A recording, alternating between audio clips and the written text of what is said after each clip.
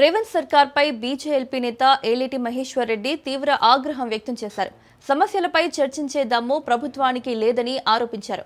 యథావిధిగా 2-3 రోజులు సభ నిర్వహించాలని చూస్తోందని, ఇందులో కూడా ఒక రోజంతా పవర్ పాయింట్ ప్రెజెంటేషన్ పేరుతో సమయం వృధా చేసే అవకాశం ఉందన్నారు. కేసీఆర్తో రేవంత్ ఒప్పందం చేసుకున్నారని, వారిని వీరు వీరిని వారు కాపాడుకుంటున్నారన్నారు.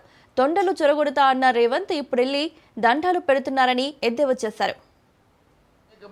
సమస్యలు ఈ రాష్ట్రంలో కొట్టిమిట్టాడుతూ ఉంటే ఈ సమస్యల మీద చర్చించే దమ్ము ధైర్యం లేనటువంటి ప్రభుత్వం మళ్ళీ యథావిధిగా ఎప్పటిలాగే మళ్ళీ 3-4 రోజుల్లో ఈ వింటర్ సెషన్ ని కూడా క్లోజ్ చేసే విధంగా ఈ రోజు బీఏసీలో మాట్లాడడం జరిగింది. ఒక రోజంతా కృష్ణా జలాల మీదనో పవర్ పాయింట్ ప్రెజెంటేషన్ అనో కేవలం సమయం వృధా చేసే ప్రయత్నం చేస్తా ఉన్నారు. నేను అడుగుతా ఉన్నాను, రేవంత్ రెడ్డి గారు పూర్తిగా కేసీఆర్ గారికి మిత్రుడిగా మారి మ్యాచ్ ఫిక్సింగ్ చేసుకొని ఈ రోజు కాళేశ్వరం నుంచి డైవర్ట్ చేయడానికో ఇతర ప్రజా సమస్యల నుంచి గతంలో చేసినటువంటి అనేకమైనటువంటి ఆరోపణల అంశంలో వారిని జైల్లో పెడతానని చెప్పి ఇప్పటి వరకు ఏ ఒక్క ఇన్వెస్టిగేషన్ చేయించకుండా కాలయాపన చేస్తున్న దాన్ని బట్టి ఈ రోజు చాలా స్పష్టంగా అర్థమైంది.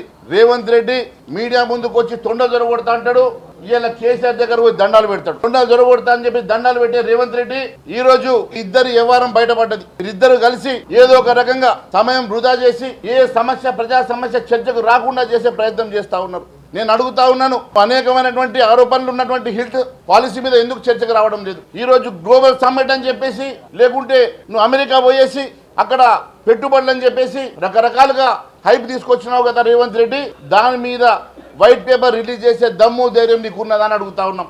లక్షల కోట్ల రూపాయల పెట్టుబడులు వస్తాయని చెప్పినటువంటి రేవంత్ రెడ్డి గారు పెట్టుబడులన్నీ ఎక్కడికి పోయినాయి? దీని మీద శ్వేతపత్రం రిలీజ్ చేయడానికి నువ్వు సిద్ధంగా ఉన్నావని అడుగుతా ఉన్నాం. ప్రతి వర్గానికి మీరు ఇచ్చినటువంటి హామీల గురించి డిస్కస్